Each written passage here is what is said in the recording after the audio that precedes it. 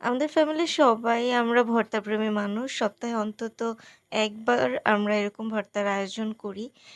বাটাবাটি ঝামেলা ছাড়া যেসব ভর্তাগুলো করা হয় সেগুলোও করি। আর মাঝেমধ্যে এরকম বাটাবাটি করে যেসব ভর্তা হয় সেগুলোও করি। সেদিন আম্মু ২ পদের ভর্তা বানিয়েছিল। এখানে আমাদের গাছের বিলাতি ধনেপাতা নিয়ে এসে আ এভাবে ভর্তা বানিয়েছিল। এই ধনেপাতা ভর্তাটা আমার আব্বুর অনেক পছন্দের। তো এর ছাড়াও হচ্ছে আম্মু করেছিল সেদিন চাপা শুটকির ভর্তা। লাল মরিচগুলো এভাবে বেটে নিয়েছে। আম্মুদের হাতে আসলে জাদুই থাকে অন্যরকম। আমি তো জীবনেও পাটাপোতা দিয়ে এভাবে মরিচ আমি মানে ভাঙতেই পারব না।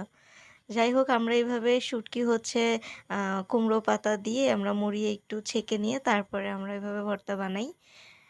আর হচ্ছে আম্মু পেঁয়াজটা বেশি একদম মিশিয়ে ফেলে না, একদম মিহি করে বাটে না। একটু আস্তে, আস্তে করে থাকে এটাই খেতে ভালো লাগে। তো অনেক ঝাল হয়েছিল ভর্তাগুলো আর অলওয়েজ আমার আম্মুর হাতের ভর্তা মাশাআল্লাহ অনেক ভালো লাগে।